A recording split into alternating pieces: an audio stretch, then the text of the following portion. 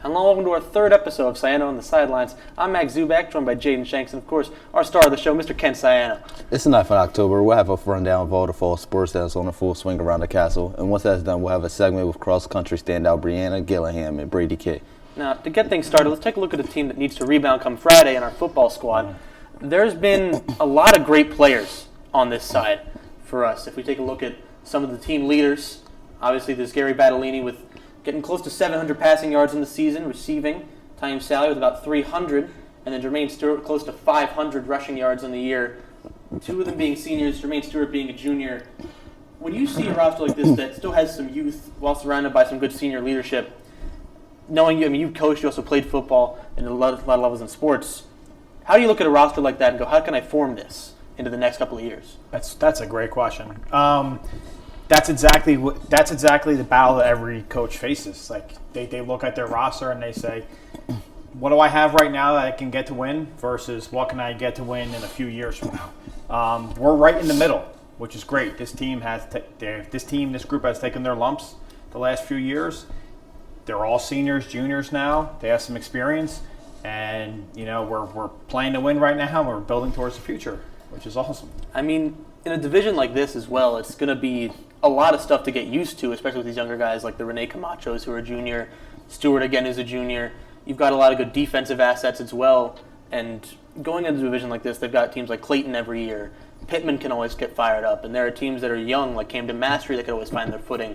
If you want to look at the division currently, I mean, we stand atop it at 5-1, formerly undefeated. Clayton at 4-2. So you take a look at it again. Some of these teams don't have any wins. Some of them right in the middle of the pack, like Pittman, and then Clayton come tomorrow. How do you compete in a division that feels like you're above them and then you might get moved somewhere else? It's a lot of shifting. Yeah, there's a lot of shifting with the West Jersey Football League. So what they do is every 2 years they kind of see where teams are at, and then they say, look, let's lump these teams together because they're going to be competitive football games. So, based off of the 2 previous years, we're probably going to be moving up a division. So we're going to be playing the Overbrooks, the Haddon Heights, like those kind of schools in the future. But right now, it's just a matter of taking care of business. Yes, we're leading the division.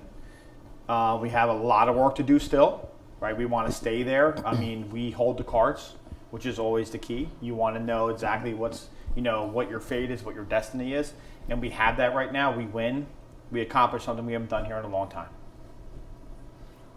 I mean, a matchup like Clayton as well, if we took a look at it one more time, they're 4-2, we're 5-1. Mm-hmm. Neither team has lost in the division yet. So when you go into that kind of situation, how do you prepare for that, knowing this could be a team that makes a case for us getting into the playoffs still? Yeah, so this is, you got to win this game if you want to get in the playoffs. And I mean, I'm sure both head coaches, coaching staffs are saying the same thing. This is a team that they probably had circled on their calendar from the beginning of the season. We kind of figured we would be here, and that this would be a very meaningful game, just based off of like the beginning of the season. And as a coach, right, Coach Wiggins has it all in front of him as the coach, right? We take care of business on Friday night, tomorrow night, and we kind of have a stranglehold on the division. We still have a couple more division games to go, but like you said, a couple of those teams have some losses. So it's about finishing this game, all right, setting a standard for like a division championship, and then continuing the next few weeks to kind of solidify it. And I mean, looking at the last few games, they beat Gateway, who were the only other undefeated team at the time. Mm-hmm. Then they ran over the Rams here at the Castle. Then they hosted Collingswood and took over their first loss. And now they host Clayton, and then it's all away games. And I want to hear from both of you guys. We had this discussion before, I think a couple episodes back. How does an away game impact this team so late in the season, especially if they end up coming short against Clayton? How do they deal with those 2 away crowds? So that's a great question. So if we fall short of Clayton, it's going to be hard to rally the troops. And that's kind of what like a coaching saying there. Either way, so the coaches are going to be changing the focus. So that focus goes from winning a division to how are we going to get everybody here, get in line to go on the road and play 2 more games. That's a tough task, especially after a loss. But we're not expecting that. We're expecting to come through in this game and get the win, and then have that kind of spin on the season where it's positive, the mentality's positive, and we're finishing with something, again, like I said, we haven't done in a long time, with a division championship. There's some more in-depth stats to look at. If we take a look one more time here at some stats, we looked at some standout players like Gary Battellini's, your Tiny Sal's, and of course your rushing leaders at Jermaine Stewart. But they've got a lot of good players as well. We've seen rushers like Briley Sharp, I believe is a sophomore, if not a junior, who also has to help with his backup role switching in, as well as Josh Hernandez, who's had some good runs. Battellini, not very many interceptions. I think that says 12 and 5 on the year. That's a pretty impressive standout kind of stat line for him, especially as a senior going in for his first full starting year. Yep. So, well, Gary was slated as a starter last year. He just dealt with an injury. We lost him kind of early in the season, so right now he's healthy and he's, putting up some good stats. And like you said in the beginning of the show, the talent around him has really helped. We are running the football when we want to. We're passing it when we need it. And we're executing offensively, which is a complete change from last year's season.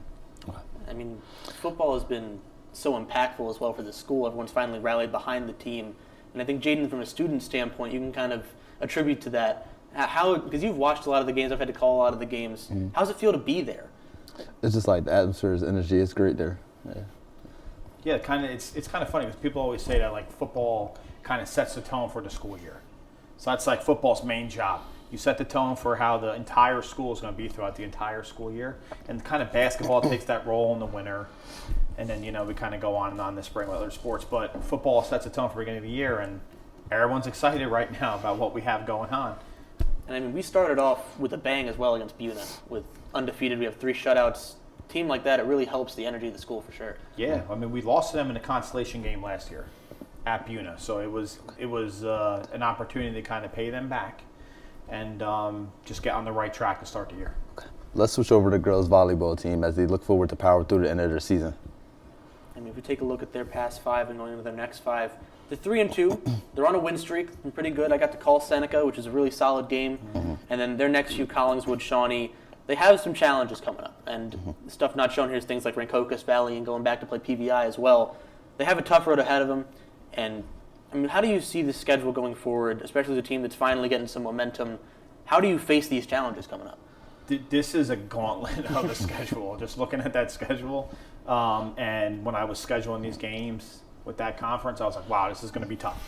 Because we did switch from the BCSL to the Olympic Conference this year, so the schedule change is very competitive for where we're at. Thank God we got some returning talent that was able to kind of keep us afloat right now in that 500, but we have a tough road the rest of the way, definitely. I mean, a lot of the statistical elements, take a look. They're 8-8 on the year now. They got their first division win against Seneca on Monday this week. They have a pretty good foundation. They have 2 people giving the assists, Skylar Anderson, the main with 130, and then Margarine and D'Annunzio have been the aces people. They've got all the kills and digs. They've been really up front. Gabby Schmid's made a good impact as well. They've really developed their roster well, especially through Coach Brennan, who's done a really good job. Especially, you had mentioned the schedule. As this coach, they prepared really well. If you're in her situation, how do you prepare for a shift like this? So I don't know if you can prepare. You have to kind of, essentially, in my mind, you got to get everyone to buy into their role. So everyone on the team has a specific role, and we have to buy into it to make sure that we're setting that foundation for success. So like you said, Abby and them are taking care of the ball, the digs, the kills. Ariana as well, and while Skylar's setting them up, everyone's doing exactly what they need to do, and that's where we're at. If we look at some of the stats from this season as well, they've been really impressive on that front. As we saw there was 130 assists alone.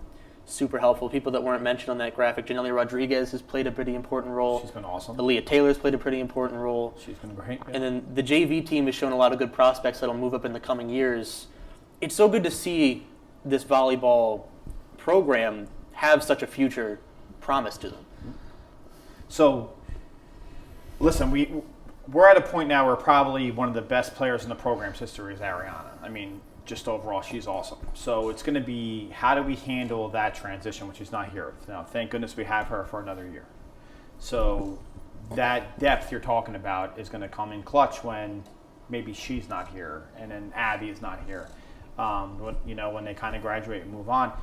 But at the end of the day, like, we're developing those kids at the JV level, and a lot of the JV girls last year stepped up to play varsity time this year. So it's been quite nice to watch.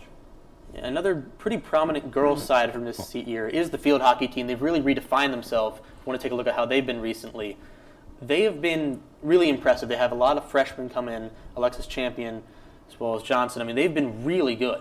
And if you took a look at their last four, obviously they took a little bit of a dip, but that happens in seasons like this. They got their winning over Paulsboro. They've won against them twice. And they've got Deptford today, as well as Riverside, Pemberton, and Gloucester. It's another sort of strong schedule to go against. And yeah, so looking at this graphic right here, it's great to see because you see like a 2-0 loss, and that doesn't mean anything to like the average sports fan. But for that program, these were games they were losing by 12, 13 goals last year, playing down 2 kids at a time. And, we lost to Gateway, lost to Audubon by big scores last year. So they are playing a lot more competitive. Whether the results are a win and a loss, I don't know if they're too concerned about that right now. Like, hey, we're demanding a win. No, they're worried about developing the program, and they're doing a fantastic job. Coach Morello's done great. Coach Galt has done great. All of the youth in the program has done awesome. Like, it's just like a jolt of energy, and we're going in the right direction, which is what we really want. And I mean, the statistical element of this team, if we take a look at them, Alexis Johnson with 12 goals and 3 assists, a sophomore. There's only 2 seniors here, being the goalie and Capri McKee. Obviously, the star of the show has been Alexis Johnson throughout this one. Amelia Champion with 3 goals and 3 assists. And Jaden, I want your opinion on this as well. Another team with a lot of future. And when you're, again, from that coaching standpoint, how do you look out of the future and go, how can I develop these players even further? Because a freshman, 12 goals and 3 assists, that's unheard of at the high school level. Yeah. I feel as though the seniors could teach the young ones a lot. Yeah, you know what? You're absolutely right. I think they have. I think like a Jada Potts, who gets kind of no credit for the success of the team. She's there to kind of coach those kids up, and they've done great. I mean, Alexis is on a different level when it comes to scoring as a freshman. Trust me, we're glad to have her. It's been nice her putting the ball in the net. So it's just, again, like I said, it's just been a different environment. It's much more positive, and we're developing it. It's been awesome. Okay. Moving on to standings. So far, they're 10. Was that us? 4-4-1 on the season. 4-4-1 on the season. Yeah. I mean, they have a lot of competition. I mean, West Deptford being 10-1, 9-1-1 for Haddonfield, and then the Patriots 7-5, 7-4-2. Even though they're on the lower half, this is a very competitive division, and I think it's awesome to see them get these wins. Do you think that the playoffs are going to be an option for this side? I don't know where we stand in that. So we do, like, when it comes to the playoffs, you have to have a strength of schedule. So most of those schools in that Liberty division, we don't play. We're working our way to playing them. So, as we get more competitive, we'll start scheduling games with them. If we had those teams on the schedule, we would probably be in based off of like our strength of schedule. But we're playing teams right now that we know we can compete with and develop our youth. Okay. Let's move over to girls 10-2 as approach the end of their season. Look at their last couple of games. 5-0 loss, 5-0 loss, and a 3-2 win over West Deptford. In their last 4, it's the last week of the season. They have 2 games against Overbrook, and being senior day, and then Cullinan Conference Tournament, and then Lindenwold come tomorrow. Tennis has had an interesting year. Been, I wouldn't say up and down, but they've had their good games throughout the season. Yeah. And I think a lot of these players, I think if they win these last 3 statistically, they will get to the finish 500 on the record, which is huge for this program. And they're inching closer to getting better in the playoffs. They had a pretty solid showing in the playoffs, even though they didn't end up getting the win. For tennis, and especially for coaches like Strauss do with boys and girls tennis, how do you flow into next season with a lot of these losing pieces? I mean, you have Conway leaving. Lucy Conway's huge. You have people like Lucy Stafiera has to come up. Rebecca Klein's going to leave. Yep. You have Sophie Howard has to step up. A lot of these, it's like a ladder they have to go up. And how do you deal with that as a system, as a player? So if you look back to last year, like we lost a lot coming into this season. So where we're at right now is just, just awesome for the coaches to get us there. So Coach Strauss, Coach Sharman did a great job with the talent we have right now. Again, we're going to be losing some again. So it's going to be the same kind of conversations they had during the offseason. Who's going to step up at first and second singles, and who's going to take those pieces? Somebody always will. I always say the show will go on. It's just a matter of who they're going to develop and who's going to take that, that grasp of those roles. And to see who's putting on a show, if you look at the stats, again, Rebecca Klein with 3 wins as a senior captain. In the singles, Lucy Conway with 9 wins, Lauren Rice, a junior, with 8. She can step up into one of those roles. Seniors, Samaya Sanchez and Brianna Capice in doubles, been pretty okay with the 2 wins. And then Grace O'Brien and Juliana with 4 wins on the second doubles. A lot of solid players here, and obviously a lot of these are seniors. But the juniors you see, like Grace O'Brien, they're going to be really big pieces going into the next year. Definitely next year, yep. And they're big pieces now, but they're going to have even bigger roles going into next year. But that's why we pay Coach Strauss the big bucks for him to get that stuff done. And I have like I always say about Coach Strauss, I have all the confidence in the world in him and his decision making and how he will lead that program. I mean, going right into the stats as well for this girls tennis side, they ended up 8-11 currently. This is why I would say they'll be at 11-11 on the year if they win throughout this tournament week. Got to finish strong. Can't lose to 3-5. Overbrook, rule number 1.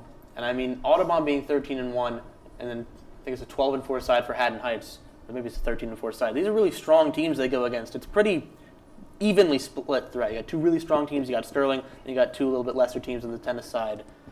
How do you deal with that dynamic divisionally? So we play everybody in the Kona Conference for girls tennis. So if you guys aren't aware, like Haddonfield's probably one of the best teams in the country. Haddon Township's phenomenal. Like these are like very, very good girls tennis schools. The Kona Conference has some of the best tennis around. We compete against them. Are we winning? No. Are we giving it our best? Yeah. But how it impacts like the team right now, like that 8-11 record doesn't necessarily show how good they've been.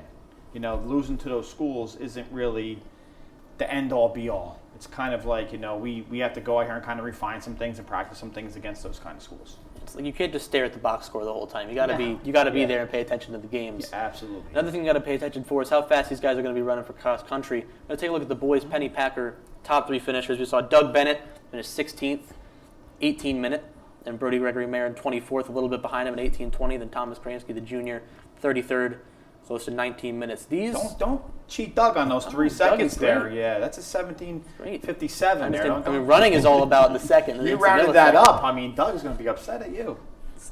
I'm used to 3 seconds meaning you just go. I hear you. But I mean, you're going to have a lot of people step up. I mean, we already see some of the top runners overall. Let's take a look at the girls as well.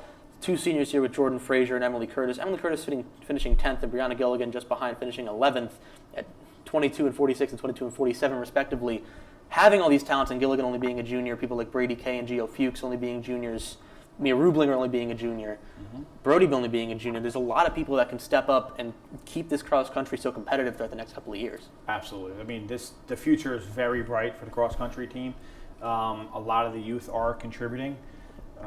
Brady and them, like you mentioned, Gio, all them, they've gotten better every single time. Like I said on past episodes, watching them work every day is fantastic. I was able to get to the last meet at Penny Packer. It is just an awesome environment. If you guys haven't gone or never experienced it, it is the most positive environment in all of high school sports. I'm used to hearing like, oh, ref, you made a bad call, or you did this wrong. Why are you calling that play? Like, none of that happens at a cross-country meet. It's just really, really awesome to see. Like, you got kids who are finishing other schools at a 36-minute pace, but it's 3 minutes faster in their PR. So everyone's going nuts. 36 minutes might be slow, but it's fast for that kid, and everybody's excited. It's just a really cool environment, and I loved it. Yeah, the coach has done a really good job for that as well with Jason Howe. Yep. And we're going to have Brady Kay and Brianna Gilligan on a separate segment later. Excited to talk to them, see the inner workings of Sterling Cross Country from their perspective. Now to move on to something else less related to sports. The homecoming court was announced this past weekend. Take a look at a lot of these people. We saw the official court.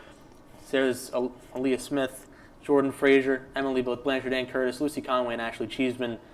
Respectable names, and I'm excited that they've gotten this opportunity to be on the court. It's a huge thing when it happens and you get voted for it. It knows that you know that you're appreciated by your teachers. Look, as the athletic director, I look at that photo there and I see 6 athletes. So that's just a huge win for me. It's just, those are just awesome kids. They're great at what they do. They're great kids in the building, and they absolutely deserve it.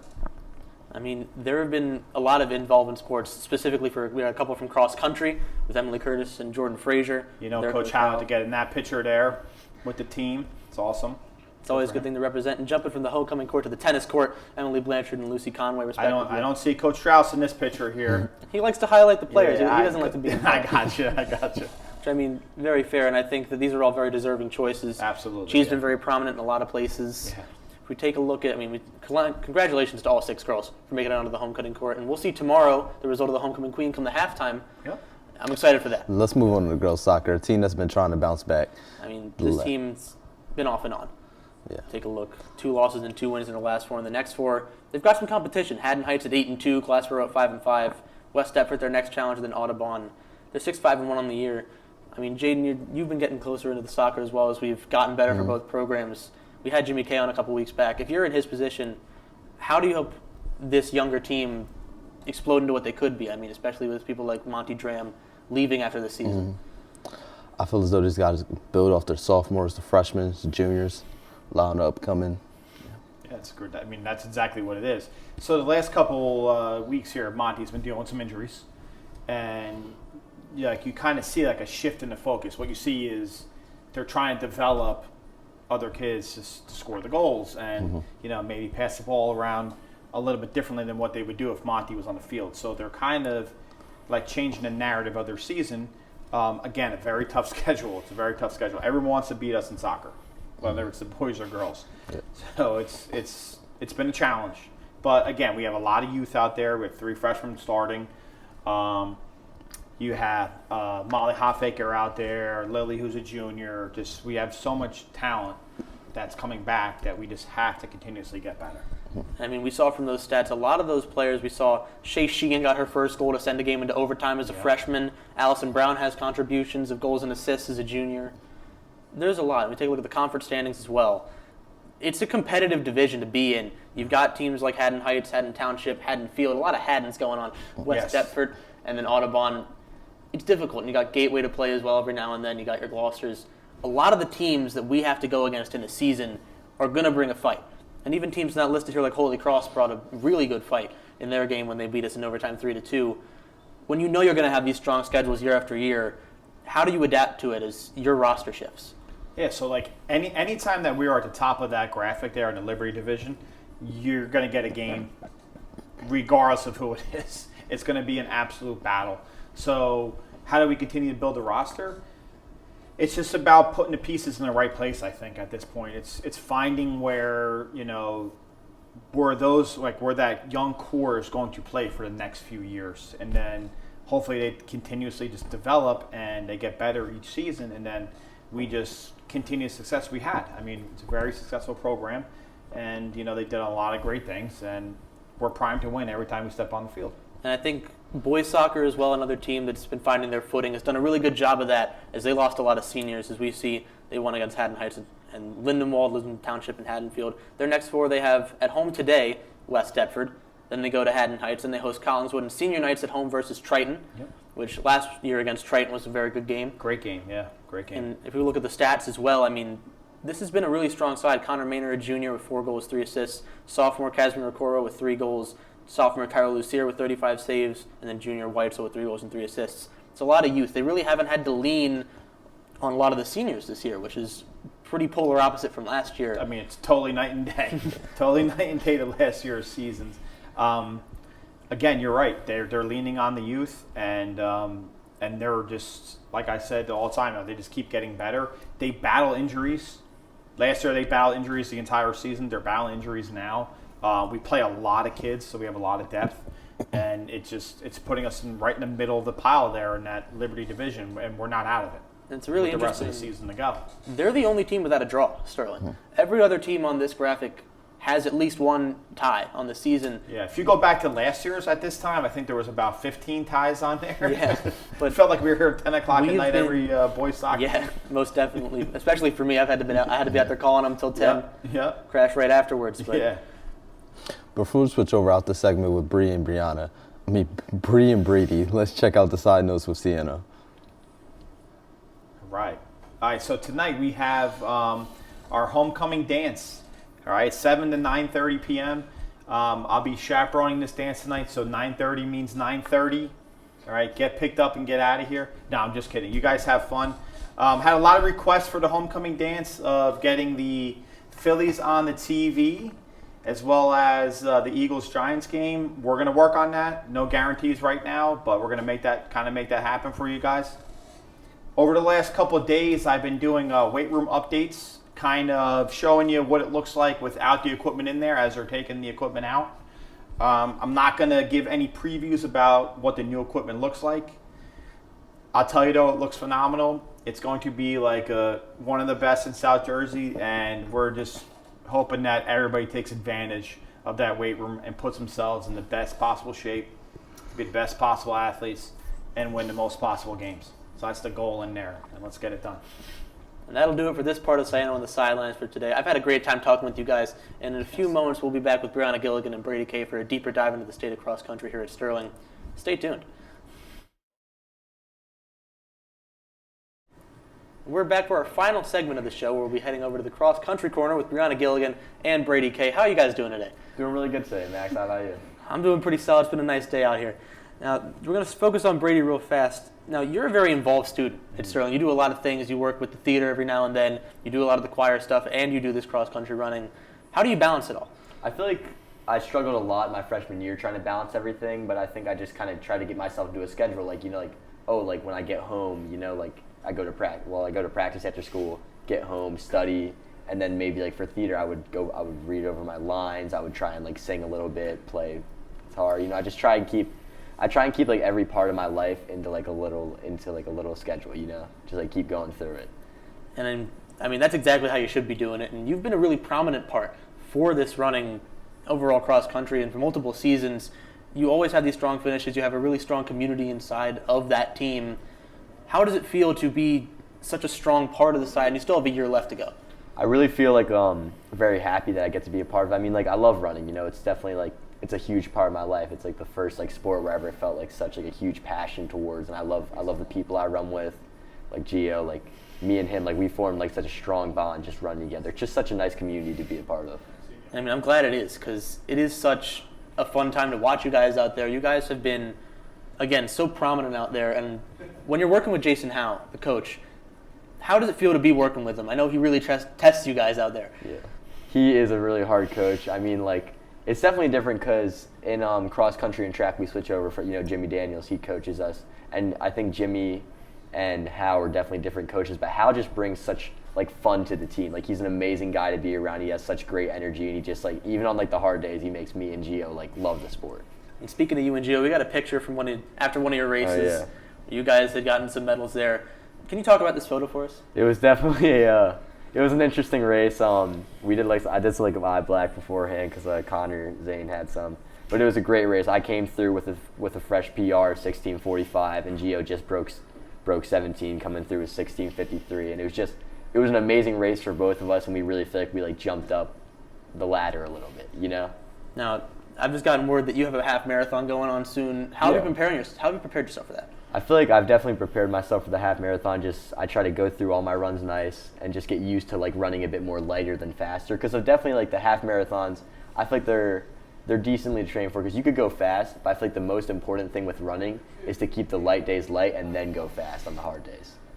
Yeah, it's a very fair assessment, and that's definitely how you keep yourself alive through a run like that. Want to die sometimes in it. Now, to our second guest, Brianna Gilligan, also a junior. You have a big future in this running ahead of you.